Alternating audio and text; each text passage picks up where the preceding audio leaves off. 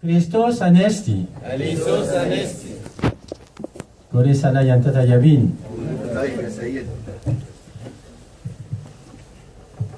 Le deuxième dimanche après Pâques, dans l'Évangile, nous lisons le pain de vie, c'est-à-dire le pain qui donne la vie éternelle. Et Jésus affirme que la vie éternelle est uniquement le prix des œuvres de foi. Et il déclare à ses auditeurs qu'il leur donnera plus que Moïse ne leur a donné. La foule est un peu indécise, elle n'est pas sûre. Elle demande à Jésus de nouveaux prodiges. Elle n'est jamais satisfaite, voyez. Le Seigneur est là pourtant en personne, mais il demande encore de nouveaux miracles, de nouveaux prodiges. Nous voulons bien croire en vous, disent ces hommes, mais ce que nous donnez-vous pour acheter nos suffrages? C'est-à-dire, c'est un peu du marchandage. Ce que vous venez de faire une seule fois, Moïse l'a fait tous les jours pendant 40 années. Faites comme lui. Il rêve, à la suite du Sauveur, une vie facile, toute de jouissance et de sécurité matérielle. Et admirons tous ensemble la réponse de Jésus. Qu'est-ce qu'il dit, Jésus? En vérité, je vous le dis, Moïse ne vous a pas donné le pain du ciel. C'est mon Père qui vous donne le vrai pain du ciel.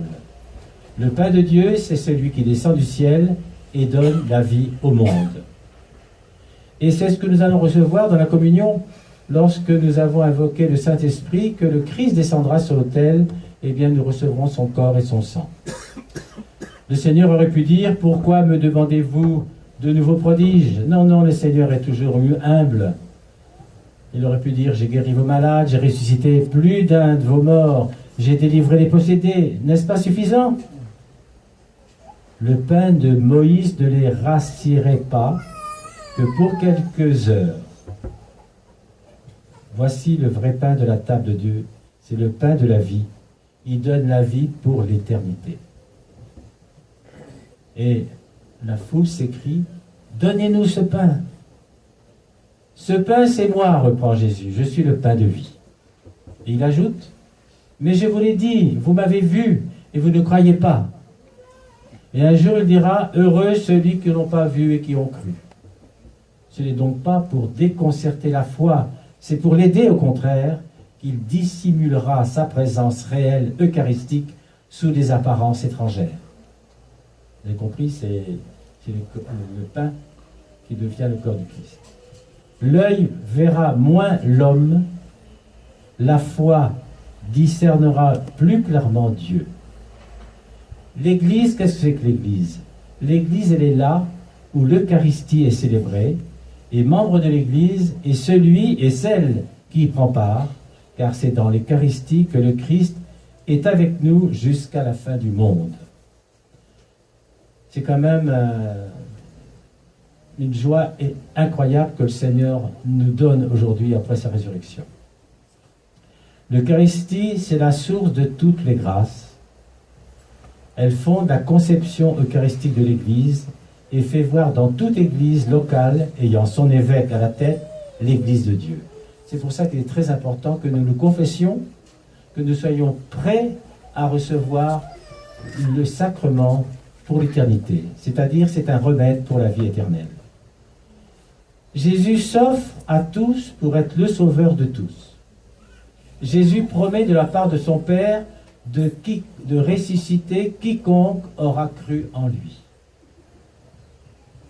Le Père Céleste nous a aimés jusqu'à nous donner son Fils unique pour sauveur et pour maître. En envoyant aux hommes, il lui a dit « Je vous les donne tous, n'en perdez aucun ». Et ça, c'est la grande responsabilité du clergé, des évêques comme des prêtres. C'est pas tant de gagner des fidèles que de les perdre.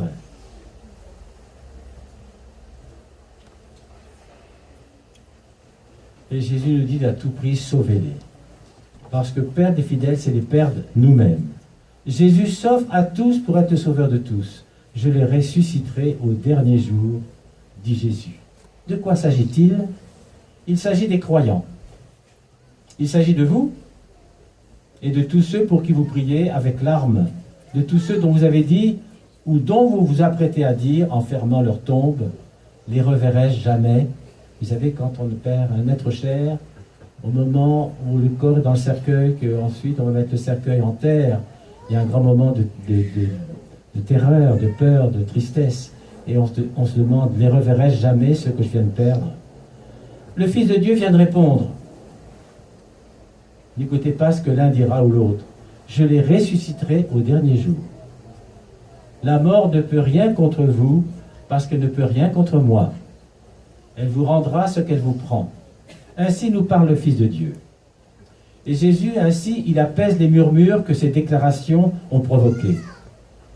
Parce que ces hommes ne peuvent se résigner à croire que celui qu'ils ont vu au travail avec eux ait reçu pour eux une mission divine.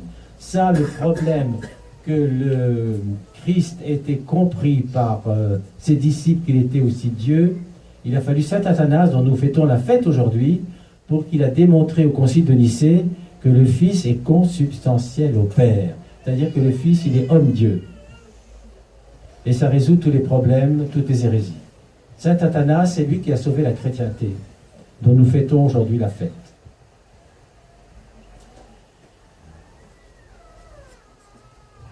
C'est-à-dire que la foule, elle ne peut pas se faire à l'idée que pour venir au secours de sa créature, le Créateur puisse se présenter à elle sous les apparences humbles et modestes. N'est-ce point là ce Jésus, fils de Joseph, dont nous avons connu le Père et la Mère, vous avez entendu dans l'Évangile, et qui dit « Je suis le pain vivant descendu du ciel ». Et Jésus déclare à ses auditeurs que nul ne peut croire en lui sans le secours de la grâce. Jésus ne rejette personne. Il dit « Venez tous ». Mais pour aller à lui, il faut trouver le chemin, il faut sortir des ténèbres, de l'ignorance et du doute. On est souvent ignorant de beaucoup de choses, et on doute de beaucoup de choses, mais ce n'est pas grave. Mais le Seigneur, il n'y a pas d'ignorance ni de doute que nous puissions avoir. Vous regardez le devoir à accomplir, le sacrifice à faire, la victoire à remporter, et vous dites, je ne puis me décider à cet effort. D'où vous viendra la lumière? D'où nous viendra la lumière? Eh bien, c'est de notre Père Céleste que vient la lumière qui éclaire les révélations évangéliques. Apprenons donc tous ensemble, vous comme moi, à discerner en nous les opérations du Père Céleste. Qu'est-ce que cette bonne inspiration qui vous surprend? Qu'est-ce que ce bon mouvement que vous éprouvez soudain? C'est votre Père qui vous montre son Fils et qui vous conduit à lui. Laissez-vous faire, vous arriverez. Donc, on peut dire que Jésus, c'est le pain de la vie, c'est le pain qui donne la vie éternelle. Parce que quand Jésus était sur terre, l'opinion publique, comme aujourd'hui, se divisait déjà à son sujet. Beaucoup reconnaissaient en lui un homme hors du commun, par son action en faveur des malades et autres nécessiteux, et par son message extraordinaire en faveur des pauvres, des petits, des opprimés, des blessés de la vie, à qui il redonnait espoir. Et ça, tout le monde y croit, même les non-croyants. Mais peu étaient capables d'accueillir ce qu'il laissait entendre de son identité profonde. On ne connaît pas Jésus. La plupart, on y est en lui que le fils de Joseph. Vous voyez, fils de Joseph, bon, un charpentier, donc, un charpentier, oui. Il connaissait ses parents. Il croyait le connaître vraiment. Or, il y a dans cet homme quelque chose qui dépasse l'homme. C'est-à-dire, il y a cette relation unique qu'il a avec Dieu, qu'il appelle son Père, et dont il déclare descendre. Pareille considération apparaît exorbitante aux croyants les plus fervents de son milieu. Mais on verra qu'il y a eu des gens plus simples, qui avaient du cœur, qui, eux, accepteront sans discussion le témoignage que Jésus se rendait à lui-même. Ceux-là laissaient retentir en leur cœur des paroles comme « Celui qui croit en moi a la vie éternelle ». Et pour ces gens simples, ça avait du sens. Ils accueillirent aussi les déclarations de Jésus se présentant comme le pain vivant qui est descendu du ciel. J'insiste un peu sur ça. N'avaient-ils pas été les témoins émerveillés de la manière dont il avait nourri les foules avec un peu de pain et quelques poissons, parce que le Seigneur avait un plan pour que les gens finissent par comprendre et accepter sans autorité. Vous vous rappelez le miracle des pains et des poissons. Son action n'authentifiait-elle pas sa parole? Parce que c'est le seul être au monde, homme-dieu bien sûr, qui a dit ce qu'il a fait. Parce que souvent on dit des choses et on ne les fait pas. Mais ils allèrent plus loin. Ils ne se contentent pas d'accueillir ces paroles. Ils mangèrent le pain nouveau qu'il leur offrit au moment de mourir et dont il avait dit justement après la multiplication des pains. Le pain que je donnerai, c'est ma chair, donnée pour que le monde ait la vie. Pour certains, voir en ce morceau de pain la nourriture, la chair du Sauveur du monde, c'est aussi difficile à accepter que de reconnaître en Jésus le Fils de Dieu. Et c'est encore parmi certains chrétiens cette croyance. Sauf si par grâce on découvre la joie de croire. Le pain de vie, voulant donner à ce pain forme de nourriture, le Christ s'est plié aux nécessités de notre nature qui exigent d'être alimentés quotidiennement. Souvenez de notre Père. Mais nourriture vivante, l'Eucharistie nous communique sa propre vie. Et elle opère dans l'âme une transformation incessante. Elle la nourrit de manière divine qui tout ensemble la comble au-delà de tout désir. L'Eucharistie, elle produit l'union. Et l'union entraîne notre transformation au Christ. Cette transformation, à son tour, fait que son amour devient le principe de notre vie. Nous vivons par lui, mais vivre par lui, c'est aussi vivre pour lui. De l'union découle notre consécration à son service, tout comme le Fils qui vit par le Père, vit aussi par celui qui l'a envoyé. Par l'Eucharistie se réalise donc une consécration de notre vie à la vie même de Dieu. C'est très important, c'est pour ça, comme je vous disais tout à l'heure, que c'est bien de s'y préparer par le jeûne, par la prière, par la confession. La confession, vous savez, c'est pas un tribunal d'inquisition, c'est au contraire une thérapie pour l'âme. On a tous besoin que notre âme soit apaisée. Et Abuna Bishoy, il sait très bien y faire. C'est pour ça que les fidèles sont nombreux, que les fidèles nous aiment, parce que le Seigneur aussi nous aime.